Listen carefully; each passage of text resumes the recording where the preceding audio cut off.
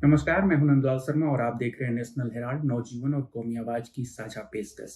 बिहार में चुनाव है और राजनीतिक पार्टियों ने महिलाओं के लिए कई सारे ऐलान किए हैं। जब एनडीए ने 10,000 रुपए दिए तो उसे इस तरीके से पेश किया गया जैसे कि उससे महिलाओं की जिंदगी अब बदल जाएगी, बिहार की महिलाओं की जो समस्याएं हैं वो समाप्त हो जाएंगी। लेकिन क्या यही सच है? क्या बिहार की महिलाओं की परेशानियां 10,000 रुपए से खत्म हो सकती हैं, या वो किसी ऐसे जाल में फंस गई हैं जिसकी बातें गाहे बगाहे अल्टरनेटिव मीडिया के जरिए छन छन के आती हैं? सच्चाई क्या है, इसका पता लगाया जानी मानी सामाजिक कार्यकर्ता शबनम हाशमी जी ने, जो एक अभियान के तहत बिहार गई और लगभग 1.5 महीने उन्होंने बिहार में घूमा, वहाँ की महिलाओं से बात की, उनकी परेशानियों को समझा। शबनम हाशमी जी हमारे साथ हैं, उनसे बात करेंगे और समझेंगे कि इस चुनावी शोर में महिलाओं की जो परेशानियां हैं उनकी बात क्यों नहीं हो रही है, क्यों उन्हें 2,500 रुपए या फिर 10,000 रुपए देने की सिर्फ बातें हो रही हैं, उनकी असली परेशानी क्या है। शबनम जी, आपका स्वागत है और समय देने के लिए शुक्रिया। मैं जानना चाहूँगा कि जब आप 1.5 महीने बिहार में घूमी तो महिलाओं का जो अनुभव रहा, जो उन्होंने शेयर किया, उनकी जो परेशानियां और जिस तरीके की बातें आ रही हैं कि 10,000 रुपए दे दिए हैं महिलाओं को, ये बहुत अच्छा है उनके लिए और एक नैरेटिव बिल्ड किया जा रहा है, जी सच्चाई क्या है? देखिए, जैसा आपने कहा कि मैं एक संयुक्त महिला अभियान के तहत, जिसमें बिहार की तकरीबन सारी ही महिला संस्थाएं थी और सिविल सोसाइटी की ऑर्गेनाइजेशन भी उसमें शामिल थी और जो गठबंधन की जो महिला विंग है वो भी उसमें शामिल थी। तो ये हम लोगों ने मीटिंग की थी और उसके बाद फैसला किया कि जो महिलाओं की परेशानियां हैं उनको हम जाके देखें और उजागर करें, ताकि जो आने वाली सरकार, अगर ऐसे हालात बनते हैं कि सरकार बदलती है, तो कुछ महिलाओं की स्थिति जो है उसको सुधारा जा सके।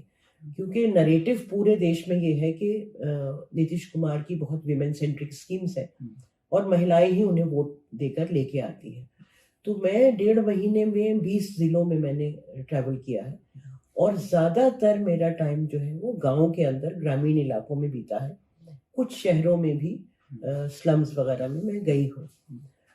जो सबसे बड़ी परेशानी आज महिलाओं की है वो कर्ज की परेशानी है, क्योंकि गरीबी इतनी है कि कर्ज लेना पड़ता है और कर्ज देने का जो तरीका है वो माइक्रो फाइनेंस कंपनीज है जो सिर्फ 10,000 या 15,000 रुपए पे कर्ज नहीं दे रही, ब्याज पे कर्ज नहीं दे रही, बल्कि वो 25%, 35%, 40% पे भी वहाँ ब्याज दिया जा रहा है। और ये चक्रवर्ती ब्याज है, ये सिंपल इंटरेस्ट नहीं है, ये क्यूमुलेटिव इंटरेस्ट है। जिसका मतलब ये है कि औरत उतारने के लिए सिर्फ ब्याज भी नहीं उतार पा रही है। एक जगह से लेती है, उसको उतारने के लिए दूसरी कंपनी से लोन लेती है, दूसरी माइक्रो फाइनेंस कंपनी से, दूसरी को उतारने के लिए तीसरी से लेती है। और मैंने कुल 6,500-7 हजार औरतों से बातचीत की होगी, उसमें तकरीबन 50% औरतों का यही हाल है कि वो कर्ज में बुरी तरह डूबी हुई है। उनके पास कमाने का कोई जरिया नहीं है, छोटे मोटी मजदूरी करती हैं, मजदूरी में जो भी मिले, नौकरियां है नहीं, बेरोजगारी बहुत ज्यादा है। तो और कंपनियों के ऊपर कोई किसी तरह की लगाम नहीं है, क्योंकि वैसे आप देखें तो बिहार में शायद 1976 का एक एक्ट है, लैंडिंग एक्ट जो है, उसमें रेगुलेशंस हैं कंपनियों के कि आप 10 या 12% या 15% से ज़्यादा इंटरेस्ट नहीं ले सकते। लेकिन यहाँ तो बिल्कुल खुलेआम जो है लूट हो रही है और औरतों के हालात बहुत ज़्यादा ख़राब हैं। यहाँ तक ख़राब है कि ये एक तो ये कि जो किस्त है वो महीने पे नहीं दी जाती, वो हफ्ते पे दी जाती है वहाँ पे। तो हर हफ्ते किस्त लेने के लिए आते हैं और जो किस्त वसूल करने आ रहे हैं वो गुंडे, वो गुंडागर्दी ही कर रहे हैं, जो हमने कहानियां सुनी है। अगर किसी हफ्ता कोई नहीं दे पाई औरत, तो उसके घर से वो कुछ भी सामान उठा के ले जाएंगे, उसके बर्तन भांडे ले जाएंगे, या टीन की छत पड़ी है टीन उठा के ले जाएंगे, या बकरी उठा के ले जाएंगे। ऐसा कई औरतों ने कहा कि रात रात भर आके घर पे बैठ जाते हैं। अकेली औरत है, पलायन जितना हुआ है उसमें बहुत ऐसे घर हैं जिसमें आदमी नहीं है, तो वो रात भर घर पे बैठे रहेंगे। नौजवान बच्चियां हैं, सेक्सुअल हैरेसमेंट के केसेस भी सुनने में आए हैं और एक बड़ा नंबर जो है लोगों का, परिवारों का, वो घर छोड़ के जा रहा है। एक ऐसे गांव में मैं गई जहां मुझे उन्होंने 5 घर दिखाए, जो सिर्फ इससे उत्पीड़न से, जो गुंडागर्दी ये कर रहे हैं वापस लेने के लिए कर्जा, उससे परेशान होके वो परिवारों ने पलायन कर लिया। और सुसाइड के केसेस भी आए हैं जहां आत्महत्या कर ली है। उसका एक पालीगंज का केस है जो काफी रिकॉर्ड भी हुआ है, हमने भी एक डॉक्यूमेंट्री इसी पे रिलीज की है, उसमें भी वो हमने केस डाला है। तो इतने बुरे हालात हैं कर्ज को लेके। और जो 10,000 की बात आप कर रहे हैं, ये 10,000 रुपए अगर आ भी गए तो वो तो जितना उस पर कर्ज चढ़ा है वो रोजगार क्या करेगी, वो तो कर्ज में ही पहले ही हफ्ते में खत्म हो जाएगा। दूसरी बात ये है कि जिस तरह का वहां पे करप्शन है उसके बारे में मैं बात करूंगी, लेकिन 10,000 की संदर्भ में जितने भी औरतों ने फॉर्म भरे हैं सबको 300 रुपए दे के फॉर्म भरा गया, क्योंकि उसका रेट हर चीज का रेट फिक्स्ड है। फॉर्म भरने का 300 रुपए दे के फॉर्म भरा है।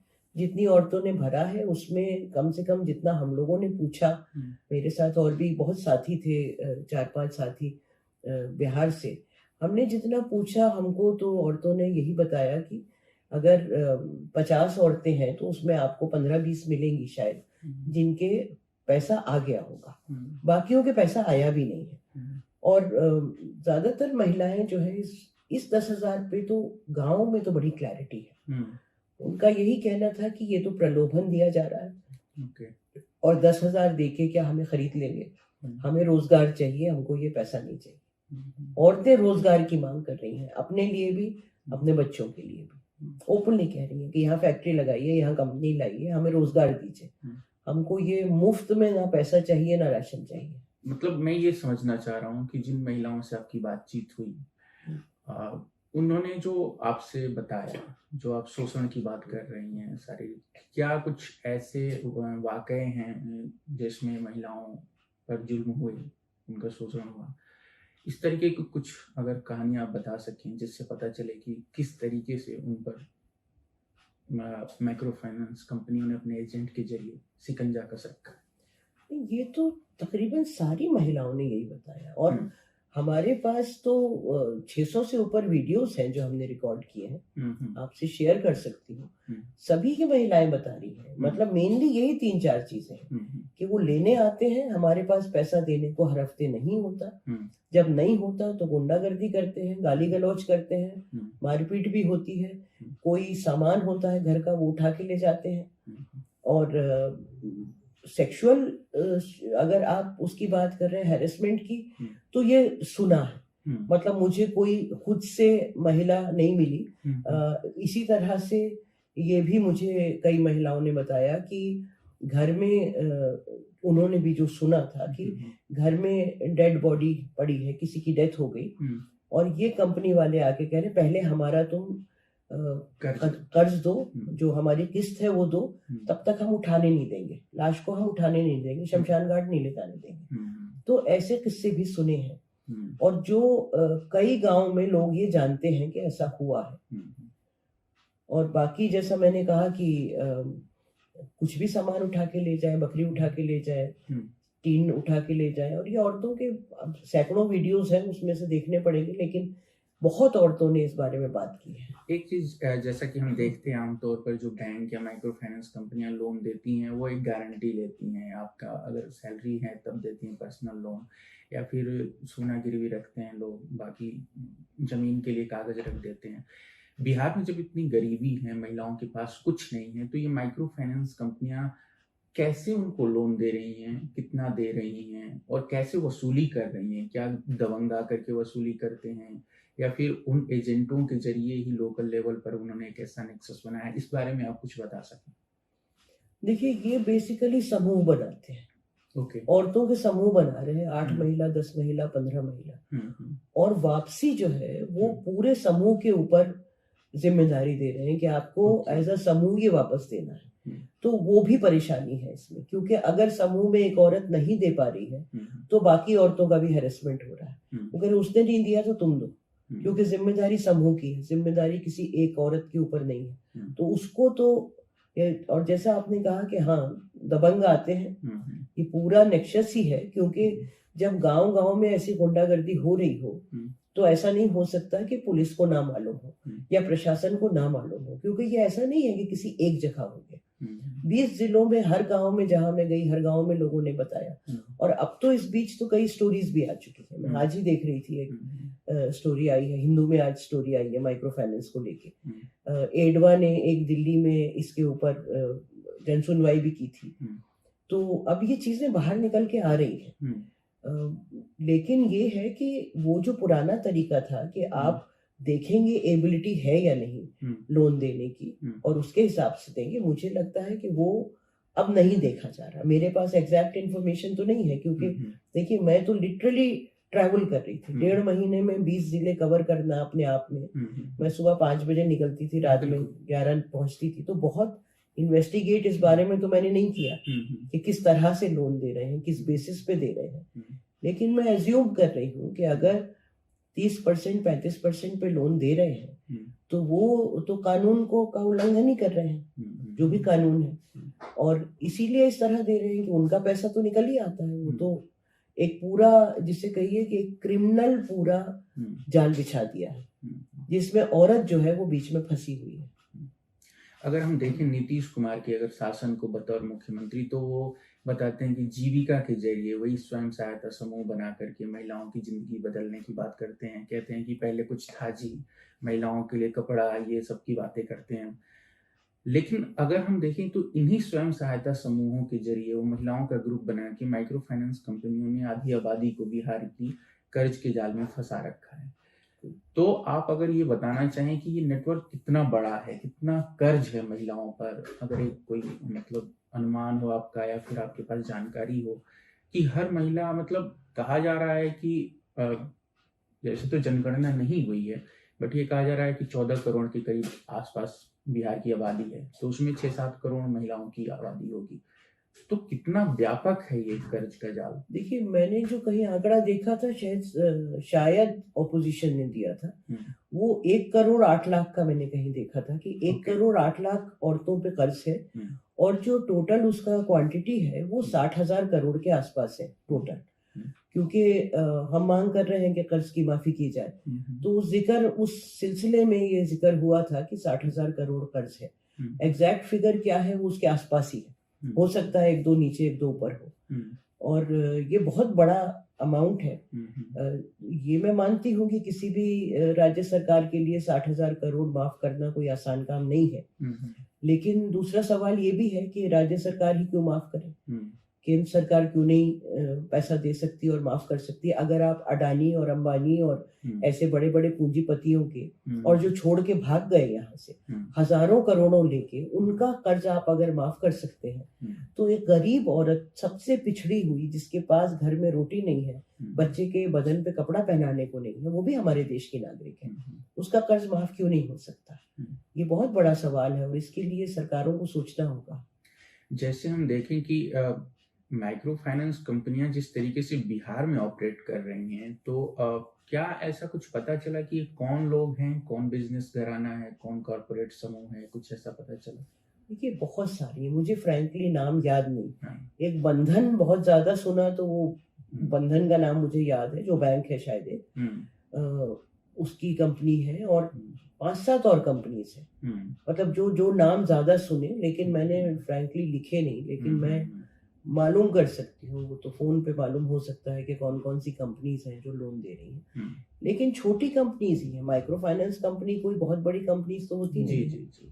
और वो छोटे लेवल पे ही कुछ अपना साठगांठ करके सरकार से, एडमिनिस्ट्रेशन से ये करती होंगी सब कुछ।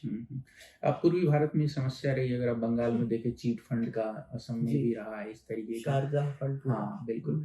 तो अगर हम जो है, अगर इसको थोड़ा सा, जैसे भी चुनाव है तो जो बात कर रहे हैं कि आपको और क्या क्या महिलाओं से सुनने को मिला, क्या 10,000 रुपया जो दिया गया, या महागठबंधन का जो वादा है कि हम आपको 2,500 रुपये महीने देंगे, ये घोषणाएं क्या इतनी ताकतवर हैं कि वो महिलाओं के वोट को इन्फ्लुएंस कर सकें?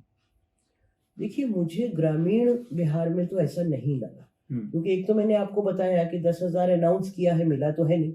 100 में से 35 को मिला है। दूसरा, औरतें समझ रही हैं कि ये 10,000 जो है ये प्रलोभन दिया जा रहा है, ये हमारा वोट खरीदने के लिए दिया जा रहा है। बहुत महिलाओं ने ये वीडियो पे कहा भी है कि 10,000 रुपया दे दिया तो हम कोई बिक थोड़ी जाएंगे। और एक बहुत बड़ा जो वहाँ पे और प्रश्न है वो घूसखोरी का है, बेईमानी का है, जो इतनी ज्यादा बढ़ गई है कि पूरा ऐसा लगता है कि समाज जो है उसमें घर कर गई है।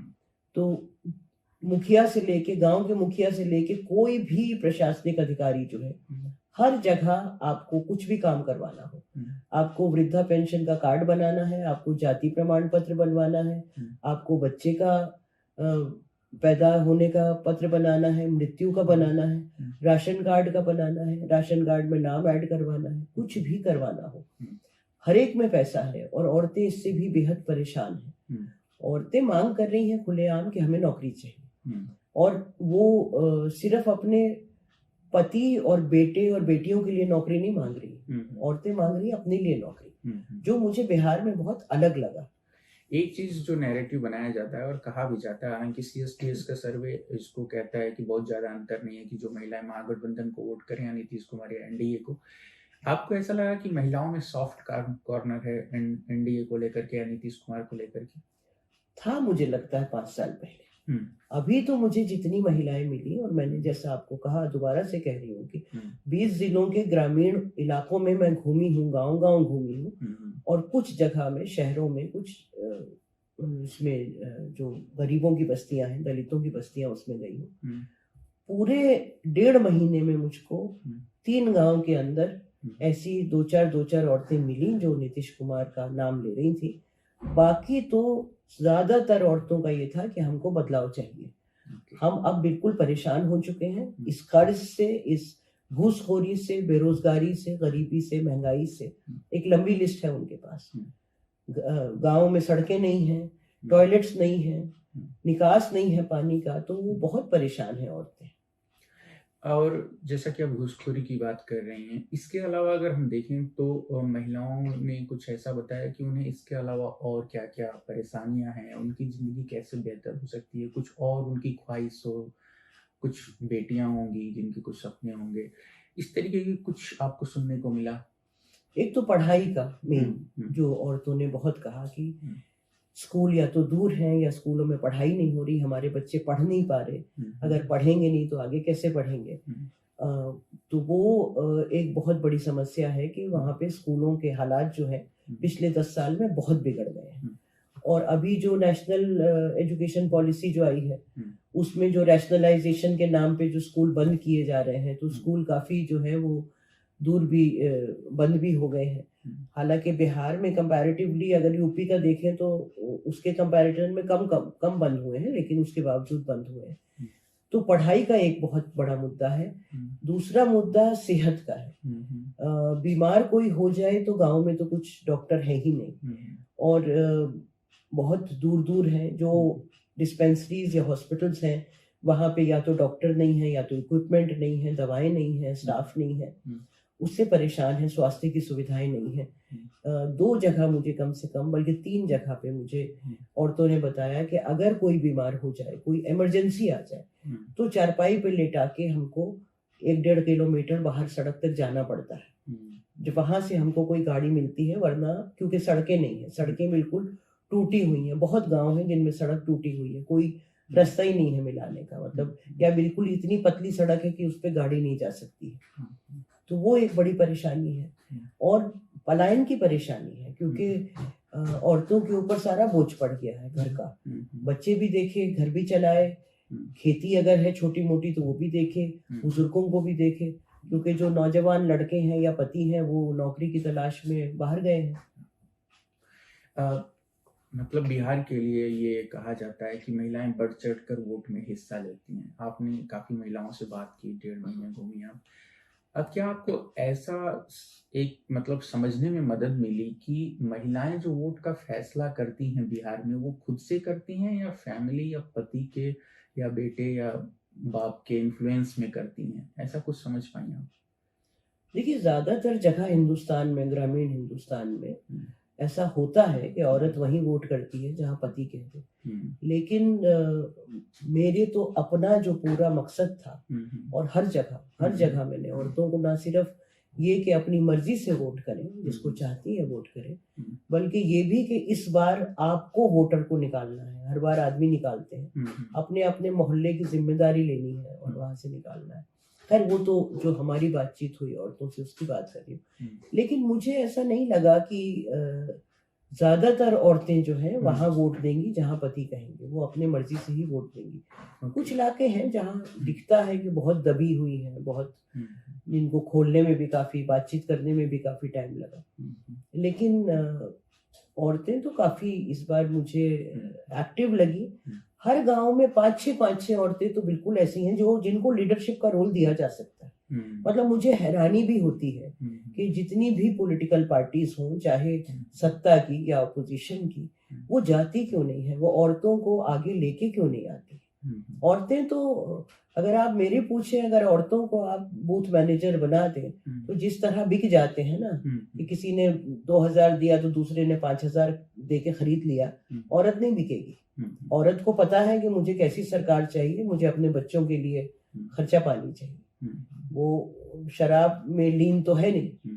तो औरतों में पोटेंशियल बहुत है, लेकिन बिल्कुल भी उसका, जिसे कहें कि औरतों को वो मौके नहीं दिए जा रहे जहां वो लीडरशिप रोल में आए।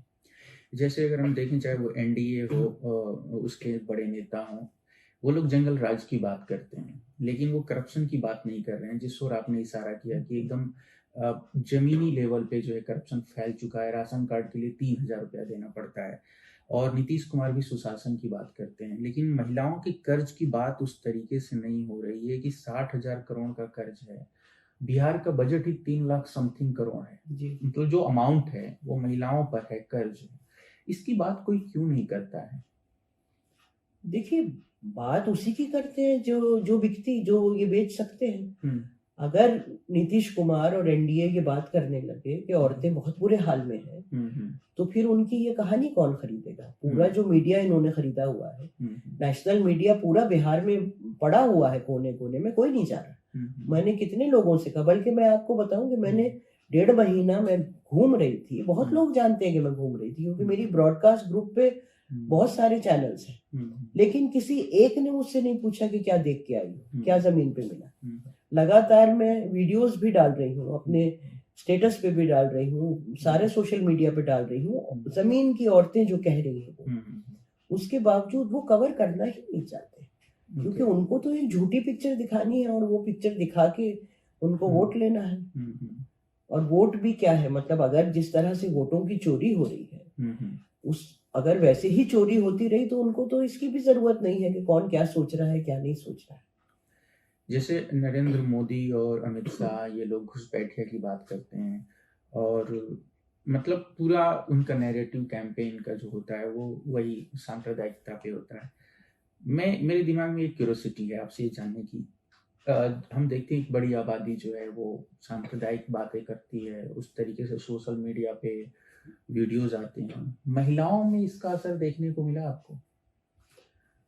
जो मैंने बातचीत की उसमें तो नहीं मिला, लेकिन ये जरूर है, मेरे ख्याल में बिहार शरीफ में उस दिन छठ का दिन था, तो मैं बिहार शरीफ में माइनॉरिटी एरिया में गई थी। वहां मुझे कुछ औरतों ने कहा कि जब हमारा एक फेस्टिवल मुहर्रम था, तो मुहर्रम की परमिशन नहीं देते हैं आराम से, जबकि बाकी सारी परमिशन जो है, अगर कोई हिंदू फेस्टिवल होता है तो उसकी परमिशन आराम से मिल जाती है।